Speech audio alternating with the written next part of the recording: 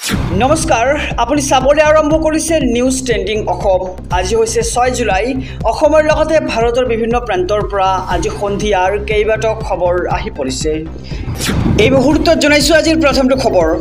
আজি 4000 বিঘা ভূমিত চলিব বুলডোজাৰ। বিলাসীপাৰাত আজি অসমৰ ইতিহাসৰ সৰ্ববৃহৎ উচ্ছেদ, হাজাৰ হাজাৰ আৰক্ষীৰ সমৰসজ্জা।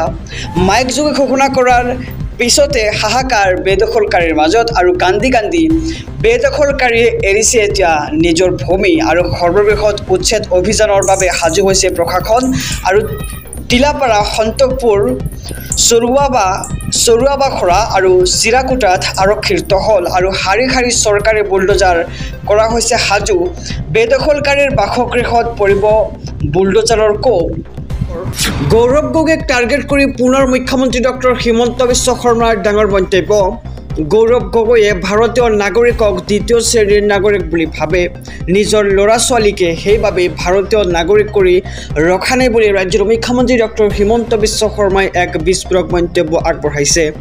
গৌৰৱ গগৈৰ কথাত গুৰুত্ব দি লাভ নাই। 2026 নিৰ্বাচনতো দূৰৰ কথা, দুদিন পিছত তেওঁলোকে ক'ব আমি 31ৰ কাৰণেহে লাগি আছোঁ বুলি। আৰু 10 ছেপ্টেম্বৰত গৌৰৱ গগৈৰ সকলো কথা ফাদিল হ'ব বুলি মুখ্যমন্ত্ৰীয়ে এনেদৰে এতিয়া মন্তব্য প্ৰকাশ কৰে সংবাদ মাধ্যমৰ আগত। আৰু গৌৰৱ গগৈক টাৰ্গেট কৰি পুনৰ মুখ্যমন্ত্ৰী ডক্টৰ হিমন্ত বিশ্ব শৰ্মাৰ ডাঙৰ মন্তব্য। গৌৰৱ গগৈয়ে ভাৰতীয় নাগৰিকক দ্বিতীয় শ্ৰেণীৰ নাগৰিক বুলি ভাবে আৰু নিজৰ ল'ৰা ছোৱালীকে সেইবাবে ভাৰতীয় নাগৰিক কৰি ৰখা নাই বুলি ডাঙৰ মন্তব্য আগবঢ়াইছে ৰাজ্যৰ মুখ্যমন্ত্ৰী ডক্টৰ হিমন্ত বিশ্ব শৰ্মাই। হজ যাত্ৰীসকলৰ বাবে আহি পৰিছে ডাঙৰ খবৰ। এসপ্তাহৰ পিছতে গ্ৰহণ কৰা হ'ব 2026 বৰ্ষৰ হজ যাত্ৰাৰ আবেদন। হজ কমিটিৰ ৱেবছাইটত মুকলি কৰা হ'ব হজ যাত্ৰাৰ বাবে প্ৰয়োজনীয় আবেদনৰ প্ৰপত্ৰ। ইচ্ছুক হজ যাত্ৰীয়ে সময়সীমাৰ ভিতৰত কৰিব লাগিব আবেদন। আৰু ভাৰতীয় হজ কমিটিলৈ বিশেষ নিৰ্দেশনা কিৰেণ ৰিজিজুৰ। 65 বছৰৰ ওপৰৰ হজ যাত্ৰীৰ বাবে বিশেষ ব্যৱস্থা গ্ৰহণৰ নিৰ্দেশ হজ কমিটিসমূহলৈ। আৰু পুৰুষ মহিলাৰ বাবে সুকীয়াকৈ গ্ৰহণ কৰা হ'ব বিশেষ ব্যৱস্থা। আবেদনকাৰীৰ সকলো নথি পত্ৰৰ লগতে পাছপৰ্টৰ বৈধতা পৰীক্ষা কৰাৰ নিৰ্দেশ হজ কমিটিলৈ। আৰু ছৌদি আৰবৰ সৈতে ভাৰতীয় হজ কমিটিক হজ যাত্ৰা সন্দৰ্ভত আগতীয়াকৈ সকলো আলোচনা কৰাৰ নিৰ্দেশ মন্ত্ৰী কিৰেণ ৰিজিজুৰ। আহিছোঁ পৰৱৰ্তী খবৰৰ মাজলৈ। দেউতাৰ ভেটি মাটি আমি এৰি ক'তো নাযাওঁ। 4000 বিঘাৰ 1 ইঞ্চিও ভূমি এৰি দিয়া নহ'ব চৰকাৰক। ধুবুৰীত কোনোপধ্যেই উচ্ছেদ হ'বলৈ নিদিয়ে মুছলমানে। আৰু জীৱন থকালৈকে প্ৰতিবাদ কৰি যাব সংখ্যালঘুৱে। জীৱন থকালৈকে তেওঁলোকে প্ৰতিবাদ কৰি যাব বুলি এতিয়া সংবাদ মাধ্যমৰ আগত তেওঁলোকে হুংকাৰ প্ৰদান কৰিছে চৰকাৰক। আৰু বাছি সংখ্যালঘুক টাৰ্গেট কৰা কাৰ্যক মানিলেও নহ'ব। আৰু উচ্ছেদৰ নামত সংখ্যালঘুৰ ওপৰত কৰা হৈছে হাৰাশাস্তি। বিগত 3 দিনে অব্যাহত আছে ধুবুৰীবাসীৰ প্ৰতিবাদ। আৰু আমাক উচ্ছেদ কৰিলে হ'ব ভয়ংকৰ পৰিণতি। আলমগঞ্জৰ ৰঙামাটিত উত্তপ্ত হৈ পৰিছে এতিয়া পৰিস্থিতি। আহিছোঁ আন এক খবৰৰ মাজলৈ। এই খবৰটো ৰাজ্যৰ লাখ লাখ মহিলাৰ বাবে। সাজু হওক গাঁও সভালৈ।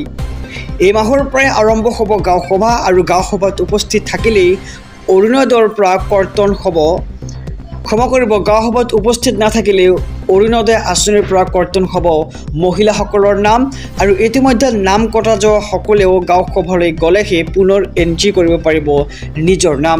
আৰু অসমৰ হাজাৰ হাজাৰ মহিলাৰ নাম কটা গ'ল এইবাৰ অৰুণোদয় আঁচনিত। টকা নাপাই হাহাকাৰ কৰিছে হাজাৰ হাজাৰ মহিলাই। আপোনাৰো অৰুণোদয় কটা গৈছে নেকি জনাওক আমাৰ কমেণ্ট বক্সত। চিন্তা নকৰিব, পুনৰ এণ্ট্ৰি কৰিব পাৰিব আপোনাৰ নাম অৰুণোদয় আঁচনিত। আৰু অৰুণোদয় আঁচনি পাবলৈ সাজু কৰক নতুনকৈ 5 বিধ নথিপত্ৰ। আমি জনাই যাম কি নথিপত্ৰ লাগিব। যদিহে আপুনি চেনেলটোত নতুন তেনেহ'লে চেনেলটো ছাবস্ক্ৰাইব কৰিব। আৰু যদিহে এতিয়ালৈকে ভিডিঅ'খনত এটাকৈ লাইক দিয়া নাই তেন্তে লাইক কৰিবলৈ নাপাহৰিব। আবেদন কৰিলে আপুনি পুনৰ লাভ কৰিব অৰুণোদয়। আৰু অৰুণোদয় লাভ কৰিবলৈ আপোনাৰ লাগিব 5 বিধ নথিকেইখন হৈছে Aadhaar card, pan card, ration card, voter card আৰু এখন ৰঙীন ফটো। আৰু অৰুণোদয় নোপোৱাসকলে নতুনকৈ কৰিব লাগিব আবেদন।